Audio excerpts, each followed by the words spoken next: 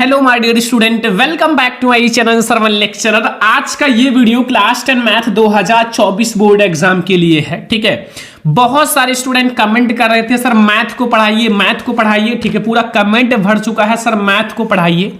तो आज मैं फाइनली क्लास 10 मैथ की क्लास लाने वाला हूं। ठीक है, ये क्लास 10 मैथ के सारे जो ऑब्जेक्टिव क्वेश्चन है, मतलब सभी महत्वपूर्ण बहुविकल्पीय प्रश्न, वो मैं आप लोगों को बताने वाला हूं। ठीक है, अब बहुत सारे स्टूडेंट हमसे पूछ रहे थे सर मैथ की क्लास आप क्यों नहीं ला रहे हो। ठीक है, मैथ की क्लास आप क्यों नहीं ला रहे हो। तो मैंने मैथ की क्लास आप लोगों को कुछ दिन पहले प्रोवाइड किया था, बट आप लोग ठीक है ना तो उस वीडियो को लाइक कर रहे हो ना ही वीडियो को शेयर कर रहे हो। ठीक है, मैंने देखा था उस वीडियो पे सबसे कम लाइक और सबसे कम शेयर था। ठीक है, ना ही आप लोग मैथ की वीडियो को सब्सक्राइब कर रहे हो ना ही लाइक कर रहे हो। तो फिर मैंने सोचा कि मैथ की क्लास ना प्रोवाइड करूं। ठीक है, तो अगर आप लोगों को मैथ की क्लास भी चाहिए, ठीक है, देखो अगर आप लोगों को मैथ की क्लास चाहिए, पहले मैं आप लोगों को बहुविकल्पीय पढ़ाऊंगा, फिर सारे लघु उत्तरीय, सारे दीर्घ उत्तरीय, सारे फार्मूला, सब कुछ। ठीक है, तो आप लोग ज्यादा से ज्यादा वीडियो को लाइक कीजिए और शेयर कीजिए, और चैनल पे नए हो तो सब्सक्राइब करो। इस वीडियो से अगर ज्यादा से ज्यादा लाइक, ज्यादा से ज्यादा चैनल पर सब्सक्राइब करते हो, ठीक है, इस वीडियो को देखकर, तो मैं आप लोगों को नेक्स्ट कल ही मैं आप लोगों को एक मैथ की वीडियो 2 घंटे की प्रोवाइड करूंगा। ठीक है, 2 घंटे की वीडियो कल ही मैथ की मैं ले आऊंगा। लेकिन ज्यादा से ज्यादा जब इस वीडियो को like and comment and share करोगे तब, क्योंकि मैंने एक बार मैथ की क्लास प्रोवाइड करी तो उस वीडियो पे ना तो लाइक्स आए ना तो कमेंट आए, कुछ भी नहीं आया, बहुत ही कम आया था। तो मैंने सोचा ना प्रोवाइड करें। ठीक है, तो फिर अब बहुत सारे स्टूडेंट कमेंट कर रहे हैं, तो आप लोग इस वीडियो पे अपनी पावर दिखा दो, लाइक करो, शेयर करो, चैनल पे ना सब्सक्राइब करो, अपनी पावर दिखाओ, फिर मैं आपको मैथ की बहुत सारी क्लासेस प्रोवाइड करने वाला हूं। ठीक है, अब मैं देखता हूं जैसा होगा वैसा मैं करूंगा। तो ये हमारा मैथ के महत्वपूर्ण बहुविकल्पीय प्रश्न है, बोर्ड पेपर में 100% आएगा। पूरे बुक में से हमारे ऑब्जेक्टिव क्वेश्चन हैं और बहुत ही ज्यादा इंपॉर्टेंट ऑब्जेक्टिव क्वेश्चन है। ध्यान से देखना एक एक क्वेश्चन को। ठीक है, पहला क्वेश्चन देखो, संख्या 156 का अभाज्य गुणनखंड होगा। देखो बहुत इंपॉर्टेंट है, संख्या 156 का जो अभाज्य गुणनखंड होगा वो क्या होगा। देखो माय डियर स्टूडेंट, संख्या 156, आपके ऑप्शंस तो हैं ही, 2 इंटू 10 2 इंटू 3 इंटू 13 एंड 2 की घात 2 इंटू 3 इंटू 13, 2 की power 2 into 3 into 11 and 2 into 3 की पावर 2 इंटू 13। तो अब आप कैसे बताओगे भाई। देखो सबसे आसान है भाई, सबसे इसका अभाज्य गुणनखंड कर लो ना। क्यों, बहुत आसान है ना, 156 का अभाज्य गुणनखंड करो, बस आ जाएगा यार, क्या टेंशन ले रहे हो। 2 से तो 2 से मल्टीप्लाई हुई 78 हो जाएगा। हाफ हाफ करो, 2 से फिर करोगे तो ये 39 हो जाएगा। फिर आपका ये 2 से होगा नहीं, फिर आपका ये डायरेक्टली 3 से होगा, तो 17 का 3 से करोगे 39 हो जाएगा। फिर हमारा डायरेक्टली 17 से ही जाएगा तो 1 हो जाएगा। ठीक है, बस हो गया अभाज्य गुणनखंड। अब 156 का जो अभाज्य गुणनखंड होगा वो बराबर होगा, ये 2 है इंटू 2 है इंटू 2 नहीं, 2 बार 2 है इंटू 1 बार 3 है, 1 बार 13 है। तो इसका जो अभाज्य गुणनखंड होगा वो 2 की पावर 2 इंटू 3 इंटू 13। बस हो गया, आंसर आ गया। यही तो हमारा सही है, 156 का अभाज्य गुणनखंड। कहीं भी 2 की पावर 2 इंटू 3 इंटू 13, ये सही है, ये सही है। ठीक है, देखो क्वेश्चन को समझो ऐसे। अब आपका 128 आ जाए, 132 आ जाए, 500 आ जाए, 1000 आ जाए, तो अब आप अभाज्य गुणनखंड निकाल सकते हो इस टाइप से। ठीक है, बस तो ये हमारा पहला क्वेश्चन हो चुका है। दूसरा नंबर क्वेश्चन हम लोग देखते हैं। देखो इसमें पूछा है किसी धनात्मक पूर्णांक q के लिए प्रत्येक धनात्मक समपूर्णांक का रूप होगा। कह रहा है किसी धनात्मक पूर्णांक q के लिए प्रत्येक धनात्मक समपूर्णांक का रूप क्या होगा। q minus 1, q plus 1, 2q and 2q plus 1।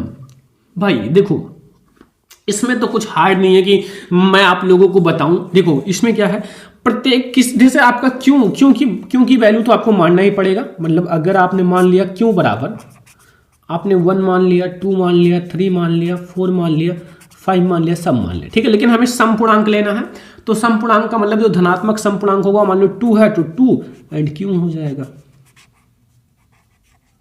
2 क्यों, क्योंकि हमें धनात्मक समपूर्णांक लेना है, तो 2 क्यों इसमें हमारा सही हो जाएगा। ठीक है, तो सेकंड नंबर क्वेश्चन आप लोगों को समझ में आ गया। थर्ड नंबर क्वेश्चन देखो, दिया है HCF जो है 252, 594 बराबर 18। इसका जो HCF है 252 और 594 का 18 है, ज्ञात कीजिए LCM 252 एंड 594 का आपको LCM ज्ञात करना है। ऑप्शन है 8300, 8010, 8316, 5200। क्या होगा? देखो बहुत ज्यादा इंपॉर्टेंट क्वेश्चन है, आसान भी है, थोड़ा सा आपको माइंड लगाना है। हमें एलसीएम ज्ञात करना है ना, तो एलसीएम जो होता है, ध्यान से समझो, मैं आपको क्वेश्चन में आपको एक एक सॉल्व करके बता रहा हूं, ऐसा नहीं कि डायरेक्टली बता दे रहा हूं, ठीक है। एलसीएम जो है बराबर आपको निकालना है एलसीएम ना, तो दो संख्याओं का गुणनफल, दो संख्याओं का गुणनफल, ठीक है, दो संख्याओं का गुणनफल। अब दो संख्याओं का गुणनफल, अब जो आप लोगों का जो HCF दे रखा है, ठीक है, जो आप लोगों का HCF दे रखा है वो रख देना, HCF की वैल्यू आपको दे रखा है। तो देखो दो संख्याओं का गुणनफल यानी कि हमारा 252 है एक संख्या, और एक संख्या है 594, ठीक है। इसको आप मल्टीप्लाई करोगे और बटे में आप भाग दोगे 18 से, क्योंकि इसका जो HCF है वो 18 है, ठीक है। तो आप इसको मल्टीप्लाई करके भाग दोगे तो आप लोगों को जो वैल्यू मिलेगा वो 8316 मिलेगा, 8316 आप करके देख लेना, ठीक है। तो ये हमारा 8316 सही हो जाएगा, ऑप्शन नंबर सी हमारा सही है, ठीक है। नेक्स्ट क्वेश्चन आ जाओ, बहुत ही ज्यादा इंपॉर्टेंट क्वेश्चन है सारा। चौथा नंबर क्वेश्चन है, एक द्विघात बहुपद के अधिक से अधिक शून्य की संख्या। देखो द्विघात बहुपद है, डायरेक्टली इस क्वेश्चन में आपका सॉल्यूशन है द्विघात बहुपद, यानी कि द्वि मतलब दो घात बहुपद, ठीक है। तो द्विघात बहुपद का मतलब ना तो हमारा एक होगा ना ही त्रि हो जाएगा, त्रिघात का मतलब त्रिघात, और ये चार घात का चौघात। तो ये हमारा दो जो होगा वो दो द्विघात बहुपद होगा, जिसके शून्य दो होंगे, जिसके द्विघात दो घात होंगे, ठीक है, वो हमारा द्विघात हो जाएगा। क्वेश्चन नंबर 5 की ओर आ जाओ। देखो बहुत ही ज्यादा इंपॉर्टेंट क्वेश्चन है। देखो लिखा हुआ है के किस मान के लिए समीकरण युग्म जो है 2x + 3y = 5 और 4x + ky = 10 के अतिरिक्त रूप से अनेक हल होंगे। देखो आपको यहां के की वैल्यू ज्ञात करनी है ना, के की वैल्यू, और अनेक हल होंगे। अगर अनेक हल होंगे, ऑप्शन देखो 1/2, 1 या 3 या 6, अगर अनेक हल होंगे तो ये एक सीक्वेंस याद रखना। सबसे पहले आप यहां क्या करो, A1 A2 आप ज्ञात कर लो, समीकरण फर्स्ट, समीकरण सेकंड। समीकरण फर्स्ट में हमारा A1 क्या है, A1 हमारा 2 है, A2 हमारा क्या है 4 है, ठीक है। V1 हमारा क्या है 3 है, और V2 हमारा क्या है, ये देखो K है, ठीक है। एंड C1 हमारा क्या है, C1 हमारा क्या है बोझ 5 है, या फिर हाँ 5 ही है ना, हाँ 5 है, ये उधर ले जाओगे माइनस हो जाएगा, उसमें कोई दिक्कत नहीं। C2 = 10 है, ये हमारा है। अब ये हमारे सारे इक्वल हैं, क्योंकि हमें यहां डायरेक्टली लिखा हुआ है कि अनेक हल होंगे, अनेक हल हैं। तो देखो हमारा A1/A2 = V1/V2 = C1/C2। अब A1 जो है वो 2/4 है, B1 जो है वो 3/K है, C1 जो है वो 5/10 है। अब एक बात समझो, देखो मैं आपको बताता हूं, अगर आपको के की वैल्यू ज्ञात करनी है तो आप इस चीज को इसके बराबर लिख सकते हो या फिर इस चीज को इसके बराबर, चाहे आप इस चीज को इसके बराबर लिखो, मेन वैल्यू सेम ही आएगा, चाहे A1/A2 = V1/V2 या B1/V2 = C1/C2, दोनों कोई दिक्कत नहीं है, दोनों में लिख सकते हो। तो हम लोग इसको करते हैं, 2K हो जाएगा और बराबर हमारा ये 12 हो जाएगा, और K बराबर आपका 12/2, और ये हमारा 6 मिलेगा, K की वैल्यू 6। ऐसे ये भी रखते तो हमारा 30 हो जाता, 6×5 = 30, मतलब वैल्यू उतना ही आएगा 6। तो K की वैल्यू हमें 6 मिलेगा, ऑप्शन आपके पास देख लो होगा जरूर, ये 6 सही है, ठीक है।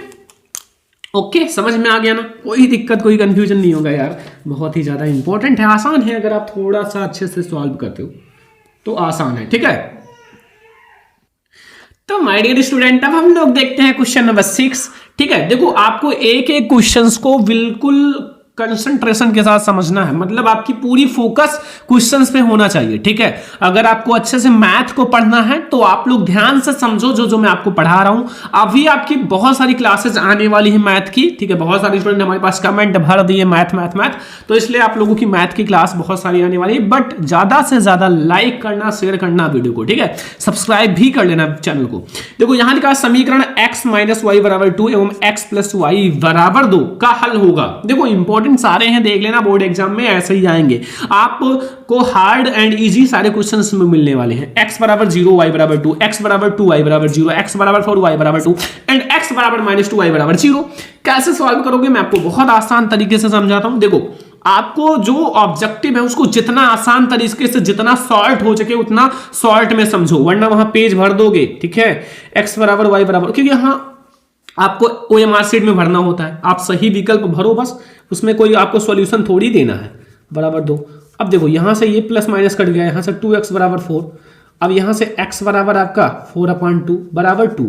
x की वैल्यू कितनी मिली हमें? 2 मिला, x की वैल्यू 2। अब यही आप ये समीकरण फर्स्ट मान लो, ये समीकरण सेकंड। अब x का मान समीकरण फर्स्ट में रख दो, तो x प्लस वाई वाला ले लो, 2 में रख दो, ठीक है।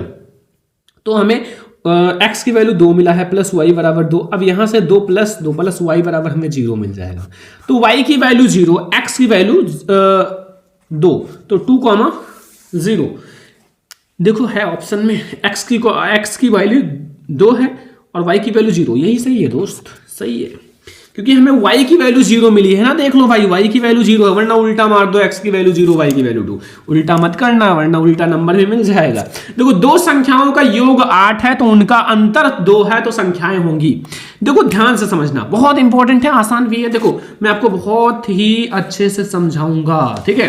देखो सबसे पहले ये समझो कि भाई दो संख्या है, मैंने मान लिया x संख्या y संख्या, ठीक है, x और y, इनका योग, यानी कि योग का मतलब जोड़ का मतलब प्लस, वो कितना है 8 है, और अंतर का मतलब माइनस। देखो मैं आपको बहुत ही इजी लैंग्वेज में समझाऊंगा, ये माइनस कर दो, ठीक है, मैं आपको इस तरह से समझाता हूँ। देखो योग x प्लस वाई बराबर 8 और अंतर का माइनस होता है, ठीक है, वो 2 है। बस क्वेश्चन लग गया, समझ लो। इतना करने के बाद समझ लो लग गया। ये 2x बराबर 10, x बराबर 10/2, x बराबर 5, ये हमें x की वैल्यू 5 मिल गया। अब देखो x का मान आप यहाँ समीकरण फर्स्ट में रख दो, कहीं भी रख दो यार, फर्स्ट सेकंड कहीं भी रख दो, आपको वैल्यू y की मिल जाएगी। आप समीकरण फर्स्ट में ही रख दो। देखो समीकरण वगैरह लिखने की जरूरत नहीं है, ऑब्जेक्टिव है। तो यहाँ हमारे x 5 है प्लस y बराबर 8। अब y बराबर 8 में से 5 गए 3, y की वैल्यू हमें 3 मिलेगा, x की वैल्यू 5 मिलेगा, y की वैल्यू 3, y की वैल्यू 3, x की वैल्यू 5। तो देखो हमें x की वैल्यू पहले लिखना है 5 और y की वैल्यू 3, ठीक है, बस यही सही है, बी वाला ऑप्शन। तो 7 नंबर ऑब्जेक्टिव बहुत ही अच्छे से समझ में आ गया होगा ना, इसमें तो अब आप लोगों को कोई सा भी प्रॉब्लम नहीं होगा, ठीक है। अब 8 नंबर ऑब्जेक्टिव पे आते हैं। देखो 8 नंबर ऑब्जेक्टिव लिखा, द्विघात समीकरण 3x² - 6x + 4 का विविक्तकर होगा। इसका विविक्तकर क्या होगा? देखो विविक्तकर आपको ज्ञात करना है। 12 होगा, 13 होगा, -12 होगा या 3√6 होगा, क्या होगा विविक्तकर? बहुत ज्यादा इंपॉर्टेंट है, आसान है। देखो आपको विविक्तकर का सूत्र पता होगा। यहां सबसे पहले समीकरण से आप a b c निकाल लो। a क्या है? ये 3 है। v क्या है? ये जो -6 है। c क्या है? 4 है, ठीक है। अब विविक्तकर जो होता है d बराबर v² - 4ac, ठीक है। हमें d की वैल्यू यानी कि विविक्तकर ज्ञात करना है। v की वैल्यू है -6 का स्क्वायर एंड -4 इंटू a की वैल्यू है 3 इंटू c की वैल्यू है 4, ठीक है।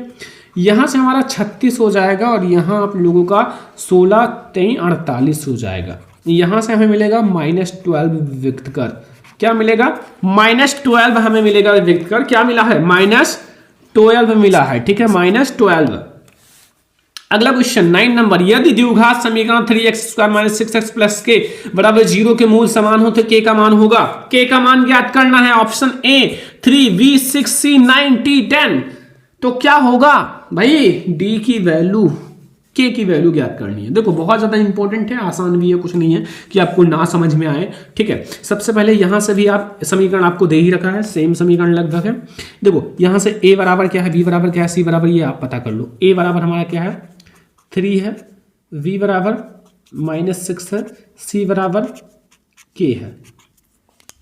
अब विविक्तकर का फार्मूला लगाओ। विविक्तकर का फार्मूला सभी को पता है, d बराबर b² - 4ac। अब यहां मूल समान है, ठीक है, यहां क्या है? मूल समान है, इसलिए d की वैल्यू 0 हो जाएगी, ठीक है, 0, क्योंकि मूल समान है। तो यहां से हमारा v का वैल्यू -6 का स्क्वायर हो जाएगा और -4 इंटू a की वैल्यू 3 इंटू c की वैल्यू k और बराबर 0। यहाँ से 36 हो जाएगा -12k बराबर 0, 12k है, 12k माइनस में, ये 36 इधर इधर जाएगा माइनस में हो जाएगा, और k की वैल्यू -36 बटे में -12, 12 3 36, k की वैल्यू हमें 3 मिलेगा। कितना मिला? k की वैल्यू 3, k की वैल्यू हमारी 3 आ गई। ठीक है, तो 9 नंबर ऑब्जेक्टिव आपको समझ में आ गया ना। 10 नंबर ऑब्जेक्टिव की ओर हम लोग बढ़ते हैं। 10 नंबर ऑब्जेक्टिव आप लोग देखो, बहुत ही ज्यादा इंपॉर्टेंट है। देखो यहां आपसे क्या पूछा है, यदि द्विघात समीकरण x² + 2x - p = 0 का एक मूल -2 है तो p का मान होगा। यहां आपको p की वैल्यू ज्ञात करनी है। p की वैल्यू, ऑप्शंस आपके पास है। देखो ऑप्शन नंबर ए है 1 0 2 3, तो यहां से p की वैल्यू क्या होगी? देखो सबसे पहले आपका जो समीकरण दे रखा है x² + 2x है ना, +2x - p = 0। अब ये जो मूल दे रखा है ना, जहां जहां x है वहां वो मूल रख दो। ठीक है, यहां x है तो यहां -2 का स्क्वायर, +2 है इंटू x है तो यहां -2 रख दो, और -p = 0। ठीक है, यहां से स्क्वायर हो जाएगा 4 हो जाएगा, यहां मल्टीप्लाई होगा -4 हो जाएगा, -p हो जाएगा बराबर 0। ये माइनस और प्लस हो जाएगा, ये कट हो जाएगा, यहां से p बराबर आपको मिलेगा 0। p की वैल्यू आपको मिल गई 0। p की वैल्यू हमें क्या मिली? 0। ठीक है, 0 हो गई, बहुत ज्यादा इंपॉर्टेंट है। अगला क्वेश्चन, समांतर श्रेणी 3, 1 -1 -3 के सार्वधान है। सार्वधान ज्ञात करने के लिए आप a2 में से a1 घटा दो बराबर d हो जाता है। ठीक है, a2 में से आप a1 घटाओगे आपको सार्वधान मिल जाएगा। आप कहोगे सर ये क्या आप बता रहे हो? देखो बहुत ज्यादा इंपॉर्टेंट, आसान है। देखो a2 जो है ये हमारा 1 है, 1, देखो a2 हमारा 1 है, 1 में से आप 3 को घटा लो तो यहां से आपको मिलेगा -2, -2 इसका सार्वधान हो जाएगा। क्या हो जाएगा? -2, सॉरी +2 नहीं, -2 होगा। ध्यान रखना प्लस माइनस में बच्चे कंफ्यूज हो जाते हैं, तो इसमें आपको कंफ्यूज नहीं होना। नेक्स्ट क्वेश्चन देखो 12 नंबर, इसमें पूछ रहा है यदि एक समांतर श्रेणी का सार्वधान -4 तथा 10वां पद -8 है तो श्रेणी का प्रथम पद होगा। यहां आपको प्रथम पद ज्ञात करना है। क्या ज्ञात करना है? प्रथम पद। तो देखो मैं आपको बताता हूं, बहुत आसान तरीके से बताता हूं, समझ में आ जाएगा बहुत अच्छे से। देखो मैं आपको बहुत आसान तरीके से बता रहा हूं। देखो क्या है ना कि 10वां पद हमें ज्ञात करना है, तो 10वां पद, ठीक है, वो आपका ए का प्रथम पद और 9 पद और होगा, तो हमारा 10वां पद मिलेगा। तो ए में आप 9 पद और जोड़ दो तो आपका 10 पद हो जाएगा। 10वां पद हमें -8 दे रखा है, अभी प्रथम पद पता चल जाएगा, डोंट वरी, टेंशन मत लो। और ए और +9 इंटू सार्वधान हमें कितना दे रखा है? -4। यहां से -8 और बराबर ए और -36, यहां से ए बराबर हमारा -8 है और +36, ए की वैल्यू हमारी 28 हो जाएगी। ये हमारा आंसर हो जाएगा 28 सही है, ये 28 वाला हमारा सही आंसर हो जाएगा। ठीक है, तो ये आपको 12 क्वेश्चन तक समझ में आ गया, कोई दिक्कत कोई कंफ्यूजन नहीं होगा। ठीक है, 13 नंबर क्वेश्चन देखें, 12 नंबर तक समझ में आ गया ना। 13 नंबर आओ देखते हैं। आ जाओ नेक्स्ट क्वेश्चन समझते हैं, यानी कि 13 नंबर। इसमें क्या पूछ रहा है कि समांतर श्रेणी 3, 8, -13 प्लस में है, फिर 18 का कौन सा पद 78 होगा? कौन सा पद 78 होगा? तो ऑप्शन है ए 60, 16, 68, 47। कैसे लगाओगे ये तो आप लोग ही बताओ भाई, कैसे लगाओगे? देखो मैं आपको समझाता हूं। सबसे पहले यहां हमारा, इसमें ये हमारा है 3, ठीक है, समझ में आया।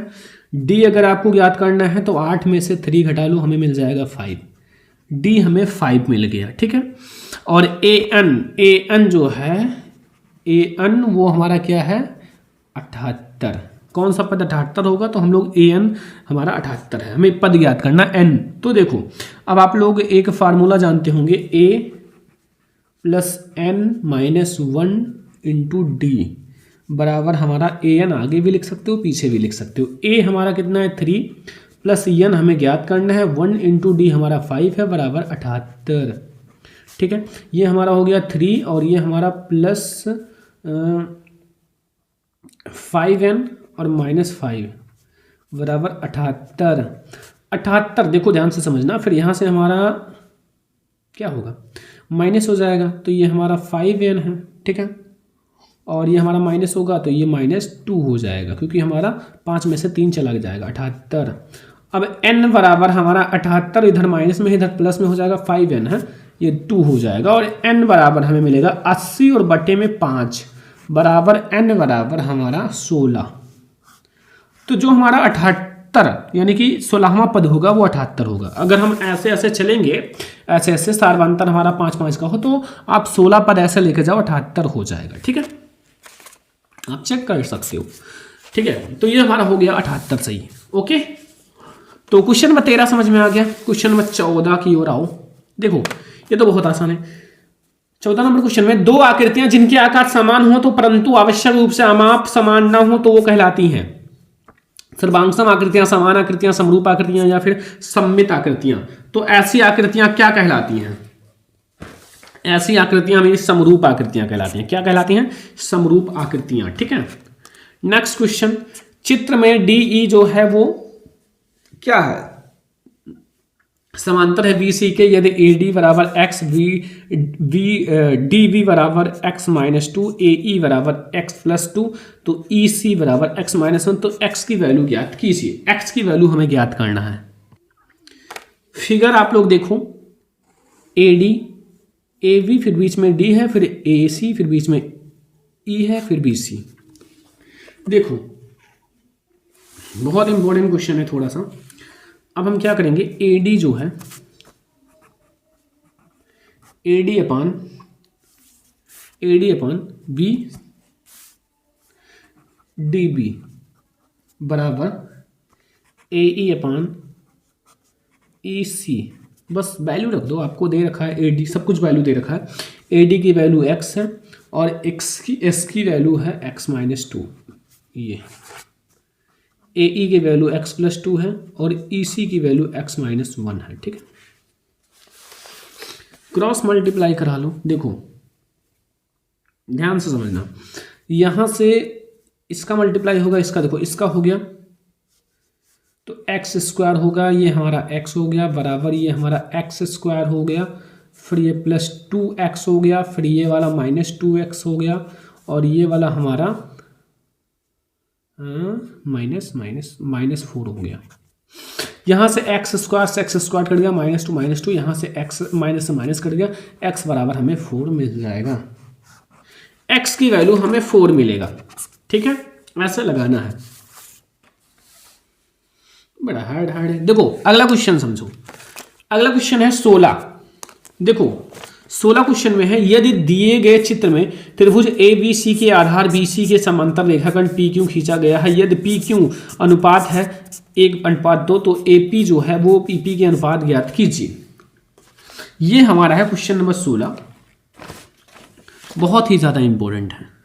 देखो ऑप्शन है 1:2, 1:3, 2:3 एंड 2:5। इसको कैसे निकालोगे मैं आपको बता देता हूं, आप लोग निकाल लेना। देखो जो हमारा AP है, ठीक है,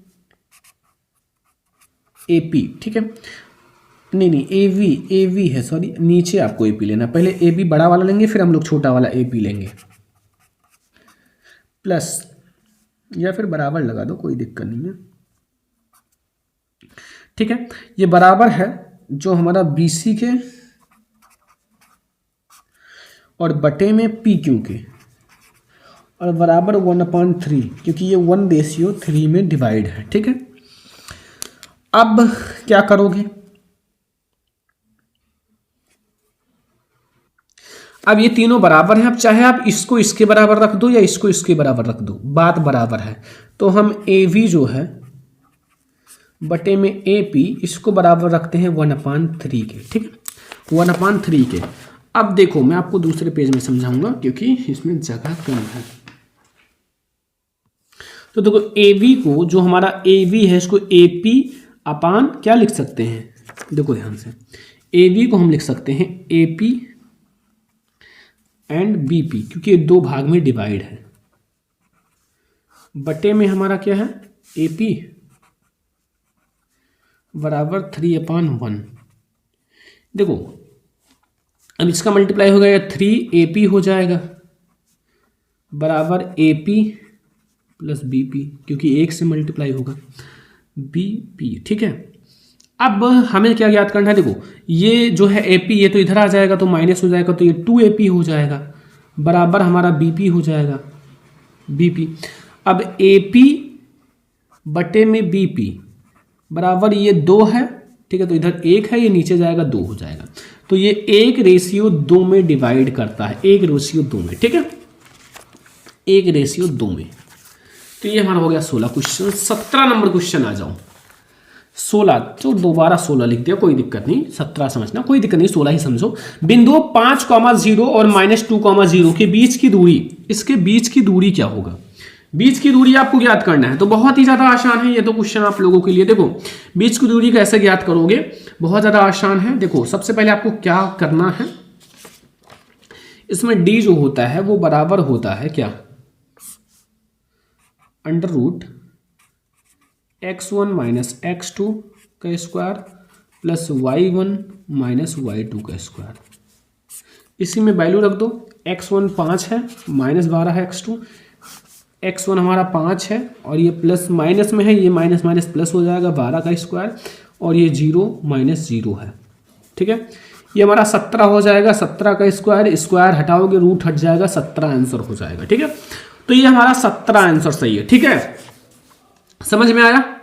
अगला क्वेश्चन 17, बिंदु ए के निर्देशांक ज्ञात कीजिए जहां ए वी जो है वृत्त पर व्यास है जिनका केंद्र 2, -3 तथा वी निर्देशांक 1, 4 है। ये हमारा देखो x, y है, ये 0 जो है वो हमारा मतलब 0 या फिर o वो 2, -3 है, और v जो है वो 1, 4 है। ऑप्शन है 3, -10 या 2, -8, 3, 5 या फिर 5, 10।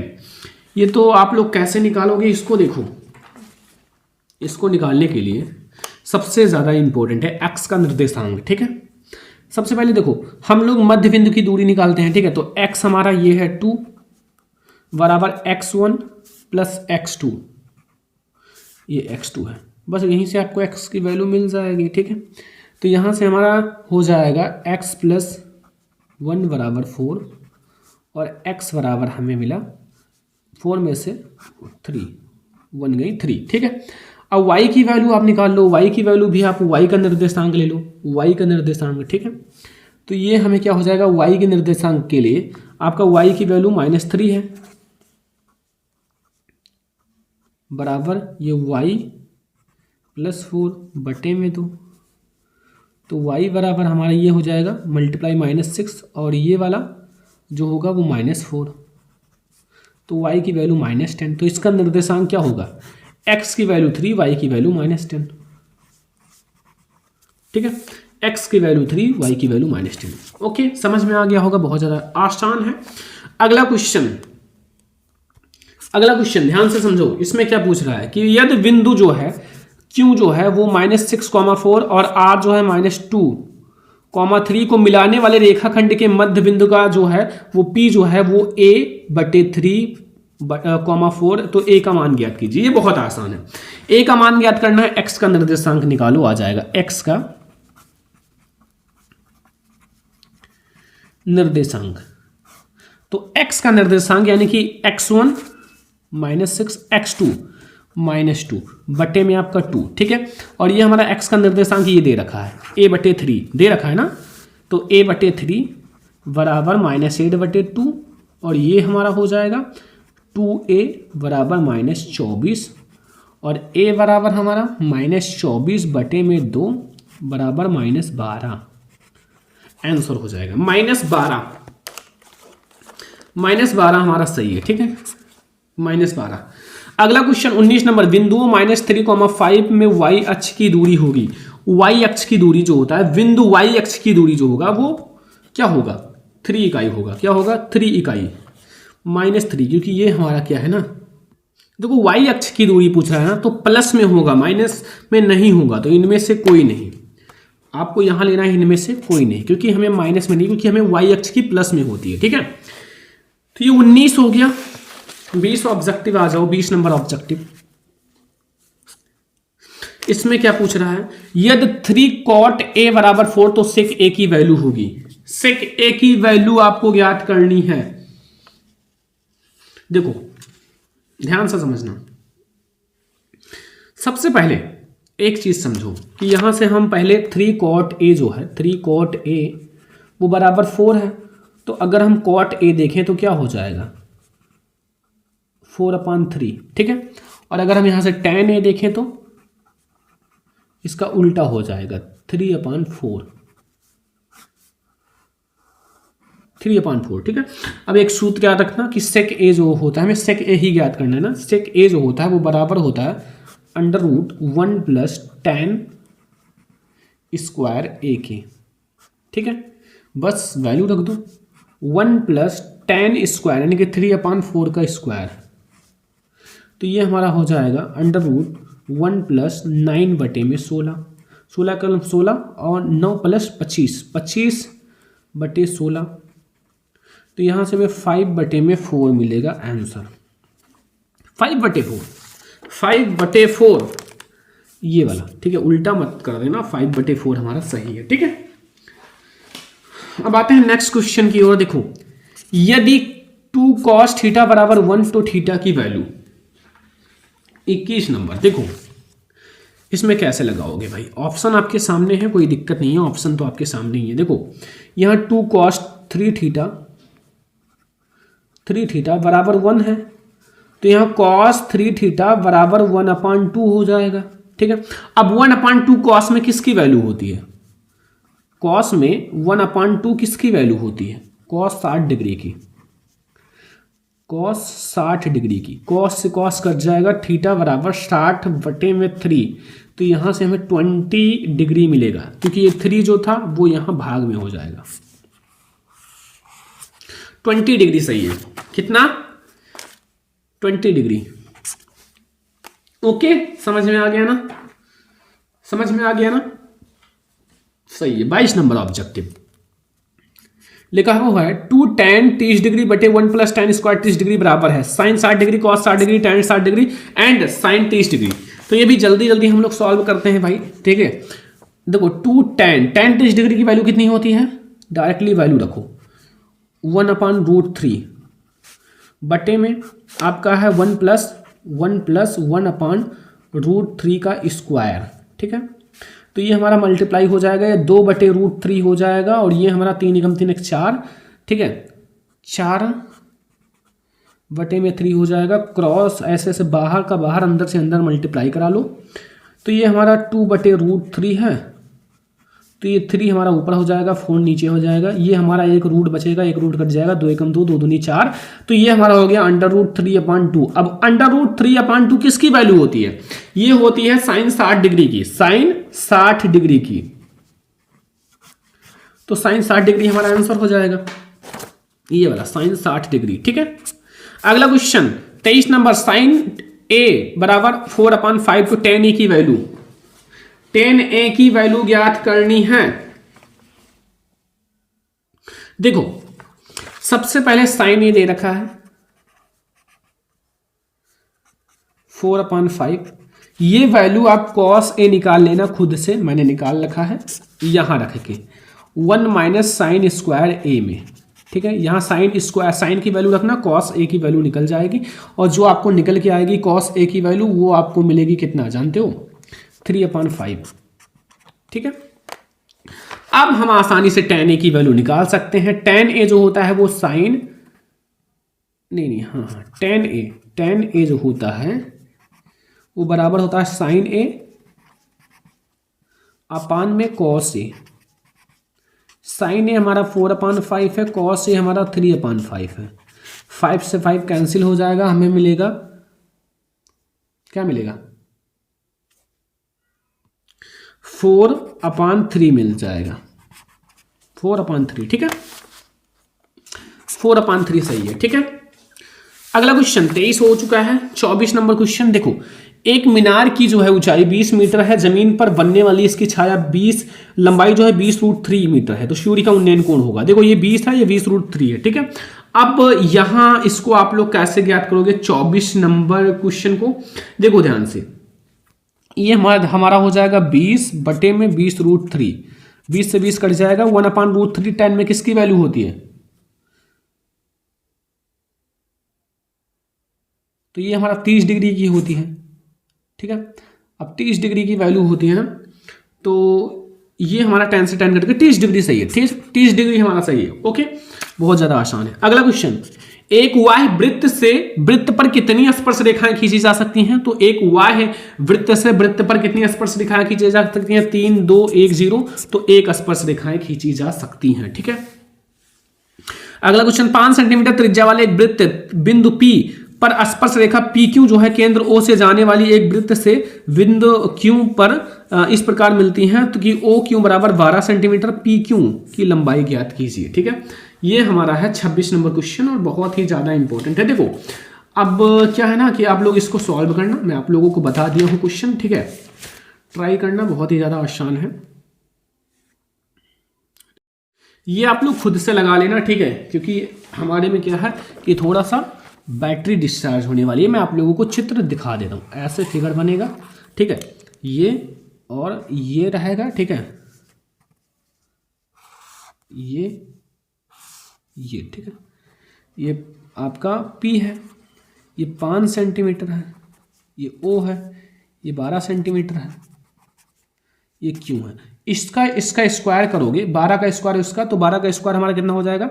144, ठीक है, और -12 का स्क्वायर और 5 का स्क्वायर 25, इसको आप माइनस करोगे तो ये हमारा रूट में 119 आएगा, ठीक है। ये रूट में 119 आएगा, बहुत आसान है, 119 आएगा, ठीक है, अंडर रूट 119। अगला क्वेश्चन माय डियर स्टूडेंट, देखो त्रिज्या R के, ध्यान से समझो, त्रिज्या R के एक वृत्त से कोण हमारा थीटा वाले त्रिज्यखंड का संगत चाप की लंबाई होगी। चाप की लंबाई आपको बतानी है, तो वो क्या होगा? वो हमारा क्या होगा चाप की लंबाई? वो जो हमारा L का मतलब लंबाई थीटा बटे 360, ठीक है, 2πr, थीटा बटे 360, सबसे पहले ये थीटा बटे 360 2πr हो जाएगा। अगला क्वेश्चन, एक ठोस को एक आकृति से दूसरे आकृति में रूपांतरित किया जाता है, नई आकृति का आयतन। देखो एक ठोस को एक आकृति से दूसरे आकृति में बनाया गया है, कुछ निकाला ना जोड़ा गया है, तो पहले के समान ही रहेगा, ठीक है। 29 नंबर, 1 से 15 तक की सम संख्याओं का समांतर माध्य होगा। 1 से 15 तक सम संख्याओं का समांतर माध्य, सम संख्याओं का समांतर माध्य सभी को पता होगा, बहुत ही ज्यादा आसान है, ठीक है।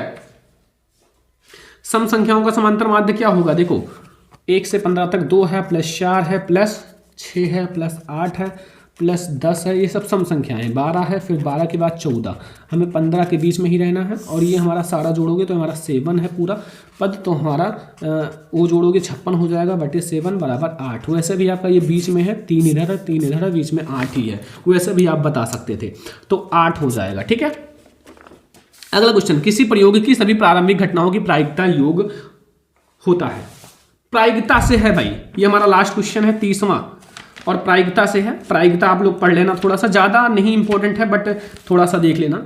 इसमें क्या पूछ रहा है? यदि किसी प्रयोग की घटनाओं की प्रायिकता, ठीक है, योग, वो हमारा 0 होगा, ठीक है, 0।